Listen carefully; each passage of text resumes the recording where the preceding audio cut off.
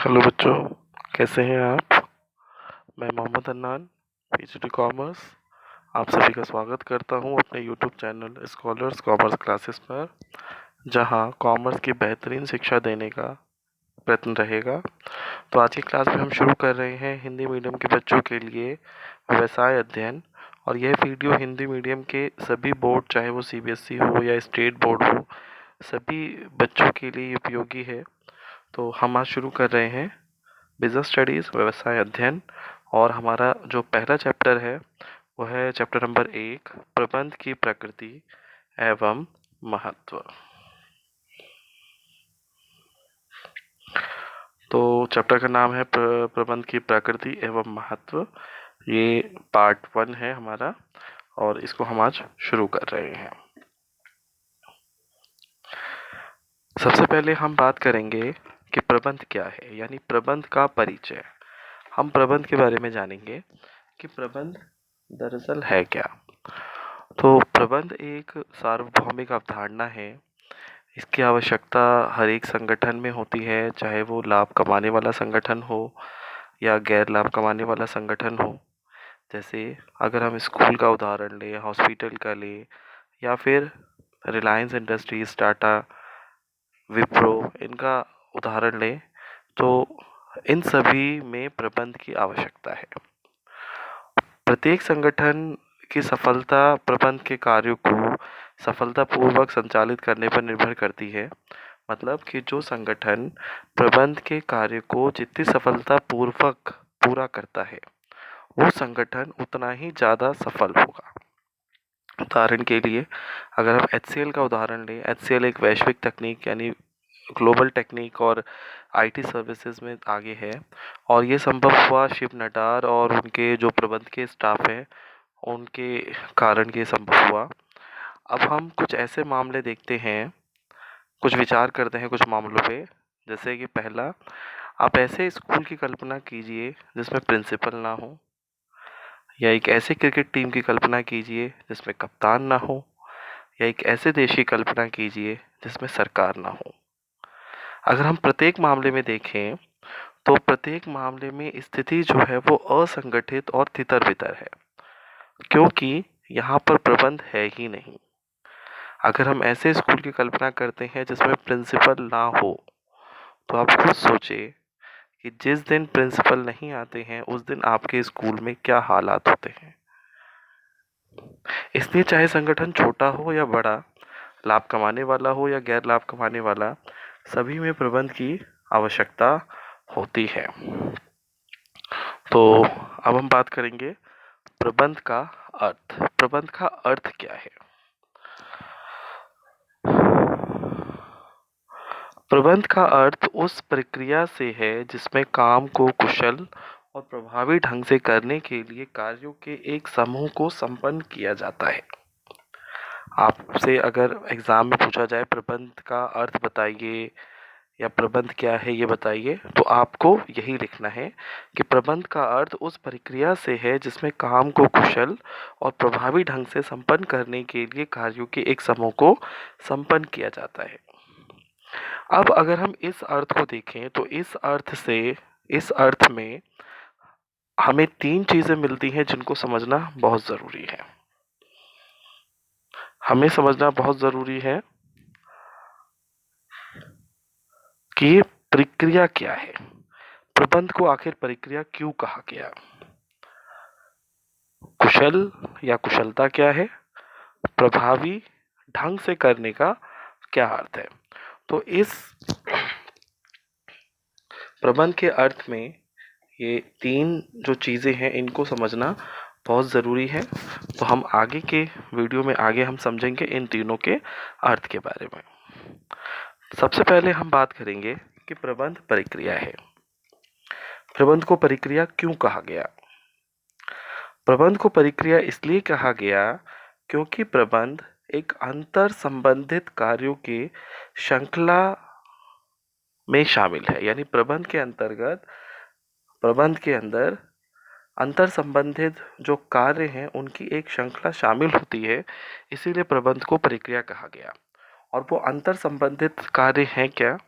तो पहला जो अंतर संबंधित कार्य है वो नियोजन, दूसरा संगठन, तीसरा नियुक्तिकरण, चौथा निर्देशन और पांचवा जो है वो नियंत्रण है।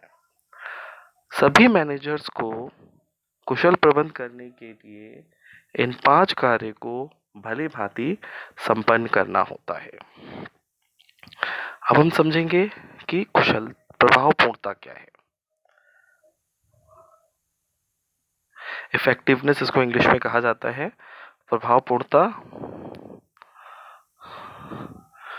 इफेक्टिवनेस।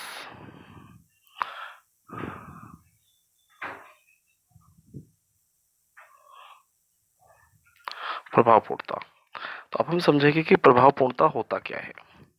प्रभावपूर्णता का मतलब है कार्य को समय पर पूरा करना, चाहे उस कार्य को पूरा करने में लागत कितनी ही क्यों ना आए। प्रभावपूर्णता का मुख्य जो केंद्र बिंदु है कि काम समय पर पूरा होना चाहिए। जो डेडलाइन दी गई है काम को पूरा करने के लिए, उसी डेडलाइन पर ये काम पूरा होना चाहिए, चाहे इस कार्य को पूरा करने के लिए कितनी भी लागत क्यों ना आए। अब हम बात करते हैं कुशलता की। कुशलता किसे कहते हैं? तो कुशलता जो है इसका केंद्र बिंदु होता है उद्देश्यों को प्राप्त करना। और कैसे प्राप्त करना? कि संसाधनों का कुशलतम प्रयोग हो। अगर हम इसको और दूसरे शब्दों में बोलें कि काम को न्यूनतम लागत पर समय पर पूरा करना, मतलब काम को पूरा करने के लिए लागत कम आए और वो काम समय पर पूरा होना चाहिए, तो हम कहेंगे कि ये कुशलता है। अब हम बात करेंगे प्रभावपूर्णता और कुशलता दोनों में अंतर क्या है। इसका अंतर समझना बहुत ज़रूरी है, क्योंकि एग्ज़ाम में कई बार ये क्वेश्चन बहुत पूछा गया है कि प्रभावपूर्णता और कुशलता में अंतर बताइए। तो पहला जो अंतर है प्रभावपूर्णता और कुशलता में,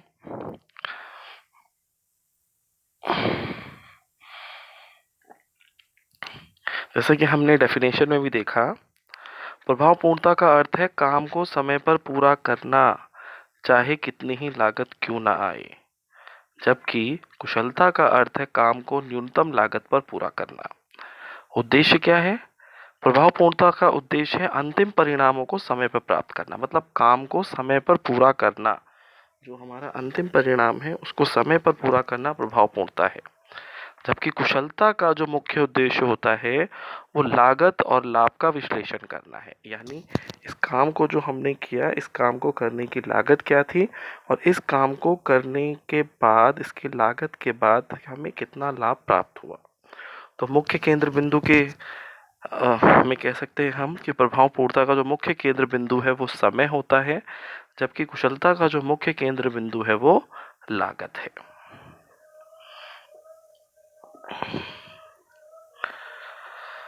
अब हम बात करेंगे प्रबंध की विशेषता के बारे में कि प्रबंध की क्या क्या विशेषताएं हैं, क्या खासियत है प्रबंध की, हम प्रबंध को क्यों पढ़े, प्रबंध की क्या खासियत है। तो प्रबंध की पहली विशेषता है कि प्रबंध उद्देश्य प्रधान तकनीक है। प्रबंध की दूसरी विशेषता, प्रबंध सर्वव्यापक है। तीसरी विशेषता, प्रबंध बहुआयामी है। चौथा, प्रबंध एक सतत प्रक्रिया है। पांचवा, प्रबंध एक गतिशील कार्य है। छठा, प्रबंध एक अदृश्य शक्ति है। और सातवां, प्रबंध एक सामूहिक क्रिया है। इन प्रबंध की विशेषताओं को अब हम एक एक करके समझने की कोशिश करेंगे। तो पहला प्रबंध का की जो विशेषता है कि प्रबंध एक उद्देश्य प्रधान प्रक्रिया है। उद्देश्य प्रधान, हम जानते हैं कि प्रत्येक संगठन जो है एक विशेष उद्देश्य को पूरा करने के लिए बनाया जाता है और सभी संगठन के अपने अलग अलग उद्देश्य हो सकते हैं। जैसे एक अगर हम स्कूल का उदाहरण लें तो एक स्कूल का उद्देश्य हो सकता है कि अच्छी क्वालिटी की शिक्षा देना विद्यार्थियों को, जबकि एक व्यवसायिक संगठन जो लाभ कमाने के लिए है उसका उद्देश्य है अधिकतम लाभ करना। तो अगर हम पहली स्थिति में देखें जहां स्कूल अच्छी शिक्षा देना चाहता है, या दूसरी स्थिति को देखें जहां पर कंपनी अधिक लाभ अर्जित करना चाहती है, तो ये अपने उद्देश्यों को कैसे प्राप्त करेंगी। इन उद्देश्यों को प्राप्त करने के लिए इन दोनों संगठनों को बेहतर प्रबंध करना होगा, क्योंकि प्रबंध विभिन्न लोगों के प्रयासों में एकजुटता पैदा करता है। संगठन में अलग-अलग प्रकृति के व्यक्ति कार्य करते हैं। अलग-अलग व्यक्तियों के प्रयासों को ये एकजुटता देता है और एकजुटता देने के कारण ही संगठन अपने उद्देश्य को भली-भांति प्राप्त करता है। इसलिए कहा गया कि प्रबंध जो है वो उद्देश्य प्रधान प्रक्रिया है। प्रबंध की दूसरी विशेषता है, प्रबंध सर्वव्यापक है। सर्वव्यापक है प्रबंध। यहाँ पर आपको ये समझना है कि सर्वव्यापक का अर्थ क्या होता है। सर्वव्यापक, इसको इंग्लिश में हम कहते हैं यूनिवर्सल। हर जगह प्राप्त होना, हर जगह पाया जाना, ये सर्वव्यापक है। अगर हम स्कूल देखें, कॉलेजेस देखें या हॉस्पिटल देखें, हमारे जो बिजनेस ऑर्गेनाइजेशन है वहाँ देखें, तो हर जगह प्रबंध पाया जाता है। अगर हम किसी भी संगठन से प्रबंध को हटा दें तो हमें सफलता प्राप्त नहीं होगी। जिस तरह से एक स्कूल में प्रबंध की आवश्यकता है, उसी तरह से एक हॉस्पिटल में भी प्रबंध की आवश्यकता है और कॉलेज में भी प्रबंध की आवश्यकता है। प्रबंध की जो तीसरी विशेषता है, प्रबंध बहुआयामी है। बहुआयामी, इस बहुआयामी का मतलब होता है मल्टी डायमेंशन।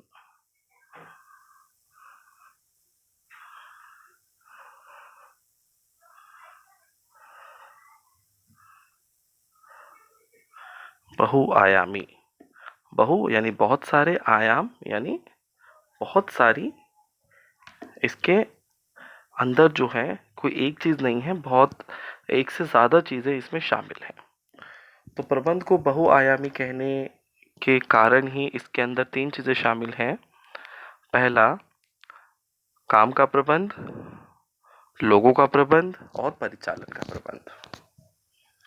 हर एक संगठन कुछ काम करने के लिए बनाया जाता है। एक स्कूल को बनाया गया कि शिक्षा प्रदान करना है। अस्पताल बनाया जाता है रोगियों का इलाज करने के लिए। कारखाना बनाया जाता है उत्पादन के लिए। और इनमें से कोई भी काम प्रबंध के बिना सफलतापूर्वक नहीं किया जा सकता। इसलिए प्रबंध ये निश्चित करता है कि संगठन के इस कार्य से कौन सा उद्देश्य पूरा किया जाएगा और उसे पूरा कैसे किया जाएगा। दूसरा है लोगों का प्रबंध। लोगों के प्रबंध के अंतर्गत कहा जाता है कि आज भले ही कितनी ही तकनीक विकसित हो चुकी हो, लेकिन काम लोगों से ही करवाया जाता है। लोगों से कार्य करवाने की वजह से, क्योंकि संगठन में अलग-अलग व्यक्तियों, अलग-अलग प्रकृति के व्यक्ति होते हैं, इसलिए विभिन्न प्रकृति के लोगों द्वारा किस तरह से कार्य किया जाएगा, ये लोगों का प्रबंध है। और तीसरा है परिचालन का प्रबंध। एक संगठन के उद्देश्यों को प्राप्त करने के लिए कई एक्टिविटीज, कई ऑपरेशंस, कई परिचालन किए जाते हैं। जैसे उत्पादन का कार्य है, क्रय है, विक्रय है, वित्त यानी फाइनेंस है, लेखांकन है, अनुसंधान विकास है, रिसर्च एंड डेवलपमेंट। और प्रबंध की जो आवश्यकता होती है, इन क्रियाओं को कुशलता और प्रभावपूर्णता से पूरा करने के लिए ही की जाती है। तो प्रबंध एक बहुआयामी है। एग्जाम के को ध्यान में रखते हुए ये प्रबंध की विशेषता बहुत महत्वपूर्ण है। कई बार इसको एग्जाम में पूछा गया है। प्रबंध की जो चौथी विशेषता है वो है प्रबंध एक सतत प्रक्रिया है। सतत यानी कंटिन्यूअस, लगातार चलने वाला। प्रबंध कोई ऐसी प्रक्रिया नहीं है जिसे हम एक बार कर लिया और खत्म हो गया, बल्कि ये लगातार चलने वाली प्रक्रिया है। जब प्रबंधक प्रबंध के कार्य करता है, नियोजन, संगठन, नियुक्तिकरण, निर्देशन, नियंत्रण, तो उसकी आवश्यकता उसको लगातार होती है। एक प्रबंधक कभी भी नियोजन में, ऐसा नहीं है कि एक प्रबंधन सिर्फ नियोजन ही करता रहे, संगठन नियंत्रण निर्देशन ना करे। प्रबंध करने के लिए एक प्रबंधक को प्रबंध के पांचों कार्य को लगातार करना होता है। इसलिए कहा गया कि प्रबंध जो है वो एक सतत प्रक्रिया है। प्रबंध की जो पांचवी विशेषता है, प्रबंध एक गतिशील कार्य है। गतिशील, गता, डायनेमिक, चेंज होना। प्रत्येक संगठन परिवर्तनशील वातावरण में बनाया जाता है, जीवित रहता है, और वातावरण के बहुत सारे ऐसे घटक हैं जो उसको प्रभावित करते हैं। हम आगे चैप्टर नंबर 3 में पढ़ेंगे व्यवसायिक वातावरण में कि एक प्रबंधक को, एक व्यवसाय को प्रभावित करने वाले 5 घटक हैं जिसको व्यावसायिक वातावरण के आयाम भी कहे जाते हैं, जैसे सामाजिक, आर्थिक, सामाजिक, राजनीतिक है। इसमें लगातार परिवर्तन होते रहते हैं और इन परिवर्तनों का सफलतापूर्वक सामना करने के लिए प्रबंध को अपने उद्देश्य और नीतियों में भी परिवर्तन करना पड़ता है। जिस तरीके से सामाजिक बदलाव अगर हमारे समाज में जो आया, तो एक व्यवसाय को अपने आप को उस समाज के अंतर्गत कार्य करने के लिए अपने उद्देश्य और नीतियों में भी परिवर्तन करना होगा। इसलिए कहा जाता है कि प्रबंध में कुछ भी स्थायी नहीं है, बल्कि यह एक गतिशील कार्य है। प्रबंध की जो अगली विशेषता है, प्रबंध एक अदृश्य शक्ति है। अदृश्य, जो ना दिखाई दे।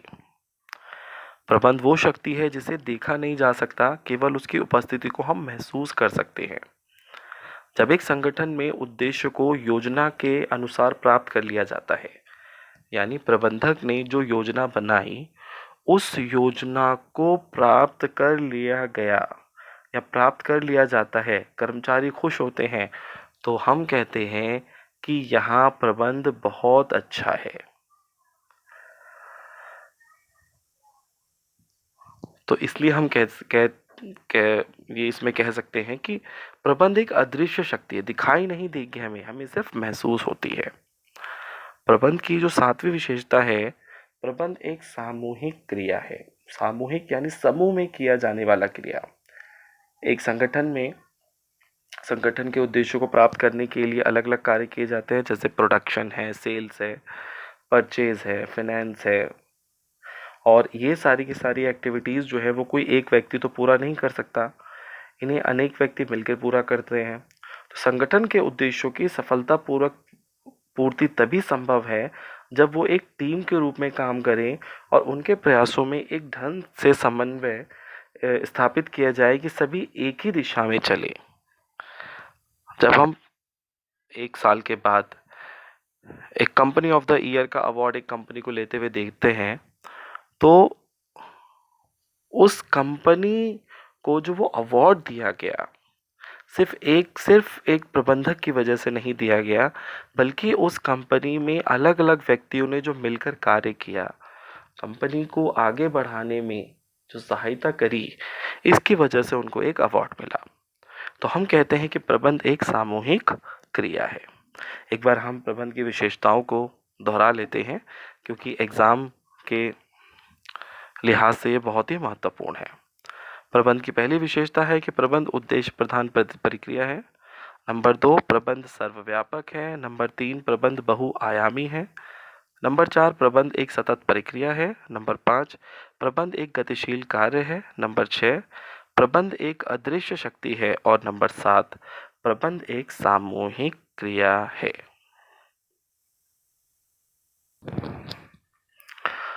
अब हम बात करते हैं कि प्रबंध के उद्देश्य क्या है। तो प्रबंध के उद्देश्यों को मुख्यतः 3 भागों में बांटा गया है। पहला, प्रबंध के संगठनात्मक उद्देश्य। दूसरा, प्रबंध के सामाजिक उद्देश्य। और तीसरा, प्रबंध के व्यक्तिगत उद्देश्य। तो हम सबसे पहले बात करते हैं प्रबंध के संगठनात्मक उद्देश्य के बारे में।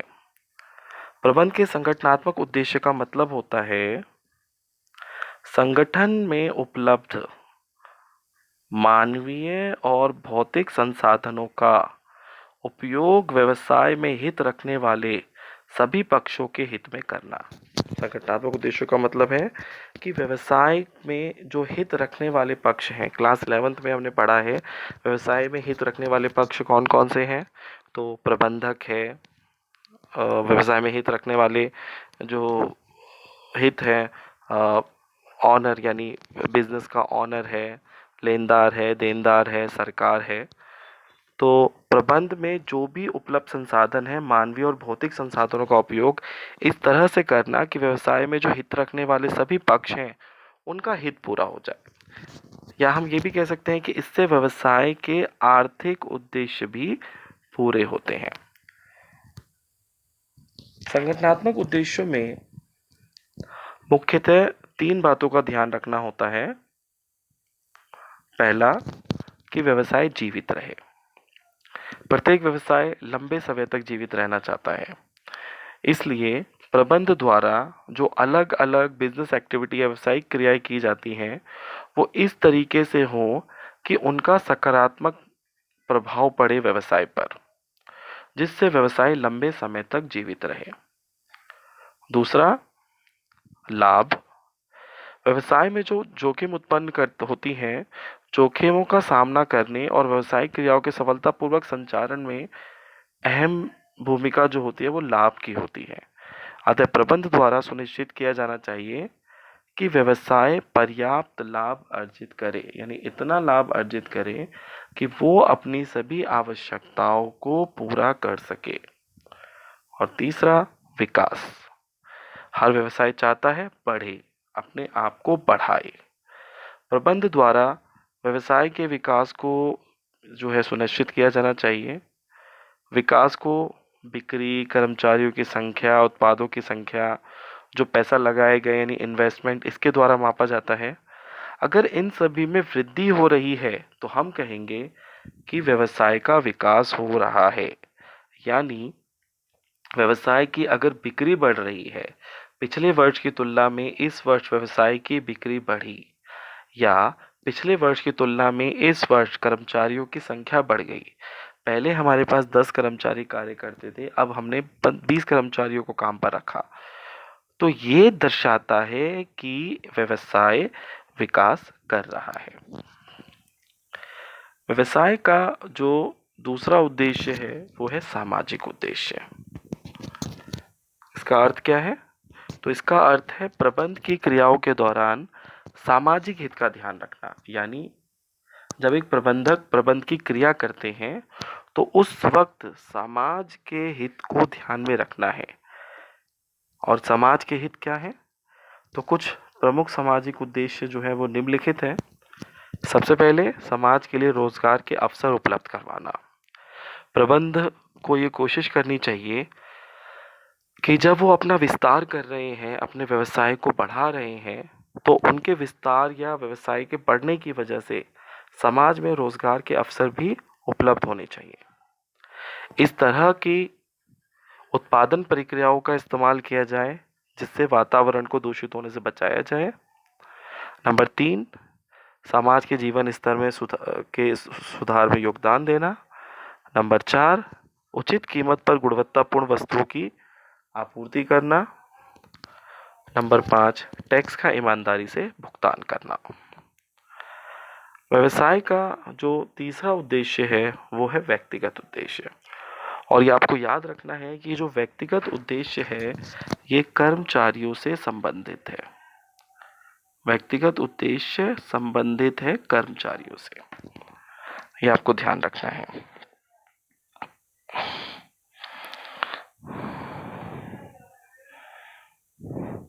तो व्यक्तिगत उद्देश्य में प्रबंध के जो प्रमुख व्यक्तिगत उद्देश्य है उसमें पहला है कर्मचारियों को उचित और प्रतियोगी वेतन और अन्य सुविधाएं प्रदान करना।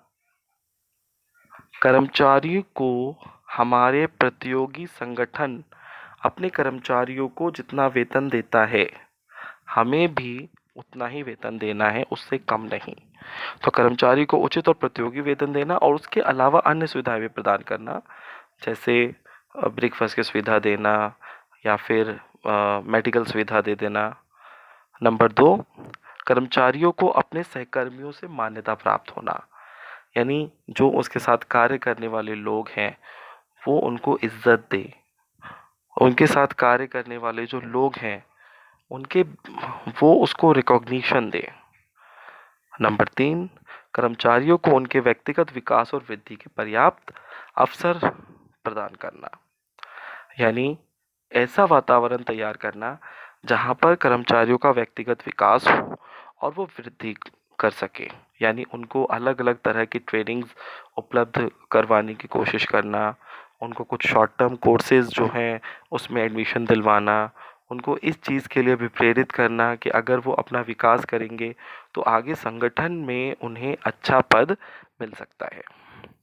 तो एक बार हम इसको दोबारा से रिवाइज कर लेते हैं।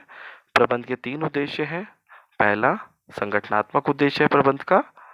इसके अंतर्गत 3 चीज़ें ध्यान रखनी है: जीवित रहना, लाभ और विकास। दूसरा है प्रबंध का सामाजिक उद्देश्य, समाज से संबंधित। और तीसरा, व्यक्तिगत उद्देश्य, कर्मचारी से संबंधित। अब हम बात करते हैं प्रबंध के महत्व के बारे में। तो एक लाइन में हम इसको याद रखें, anything minus management is equal to 0, यानी किसी भी चीज़ से प्रबंध को हटा दिया जाए तो हमें प्राप्त होगी असफलता। यहाँ 0 का मतलब है असफलता। तो प्रबंध का जो पहला महत्व है, प्रबंध सामूहिक उद्देश्य प्राप्ति में सहायता करता है, प्रबंध से कुशलता बढ़ती है, प्रबंध गतिशील संगठन तैयार करता है, प्रबंध व्यक्तिगत उद्देश्यों को प्राप्त करने में सहायक है, और 5वां उद्देश्य, प्रबंध समाज के विकास में भी सहायक है। अब एक एक करके हम इसको पढ़ते हैं। तो प्रबंध का पहला महत्व है कि प्रबंध सामूहिक उद्देश्य प्राप्ति में सहायक है, सामूहिक उद्देश्य को प्राप्त करने में सहायक है। प्रबंध की एक महत्वपूर्ण विशेषता होती है कि ये एक उद्देश्य प्रधान प्रक्रिया, हमने की विशेषता में पढ़ा। एक प्रबंधक उद्देश्यों की प्राप्ति सभी व्यक्तियों के प्रयत्नों का सही मार्गदर्शन करके ही कर सकता है। तो अगर सभी लोगों का मार्गदर्शन, यहाँ पर जो सामूहिक है, सभी लोगों का अगर उचित मार्गदर्शन होगा तभी प्रबंध अपने उद्देश्यों को भली भांति प्राप्त कर सकता है। प्रबंध की जो दूसरा महत्व है, प्रबंध से कुशलता बढ़ती है।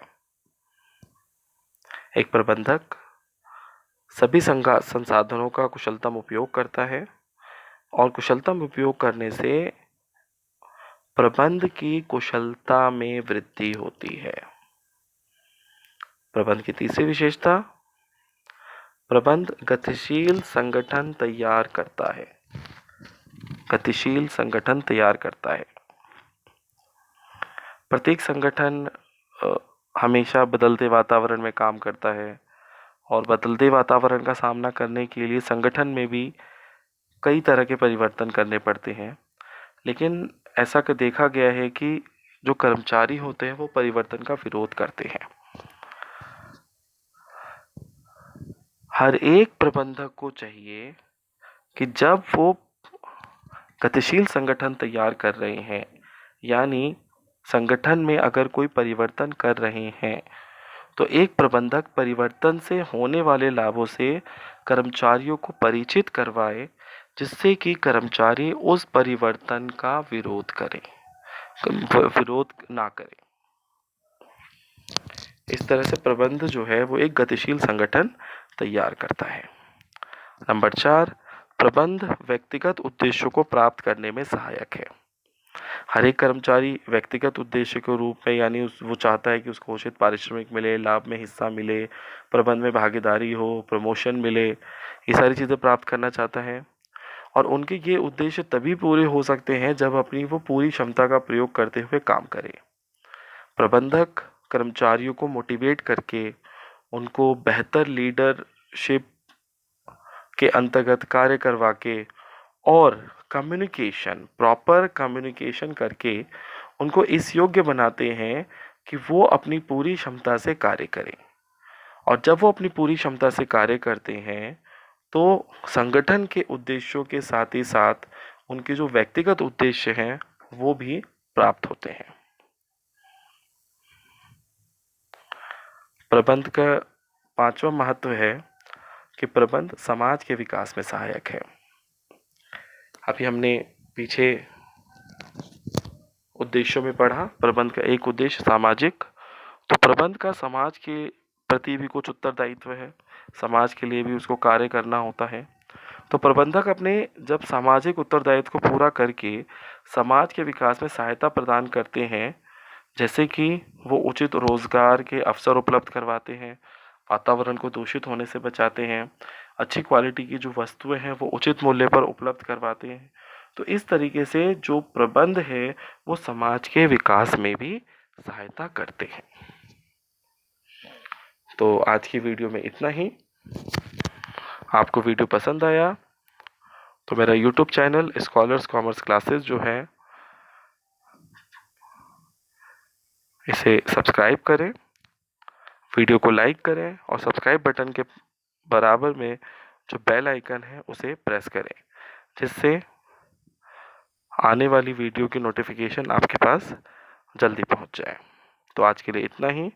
मिलते हैं हम चैप्टर नंबर 1 के सेकंड पार्ट में। तब तक आप अपना ख्याल रखें। Good bye.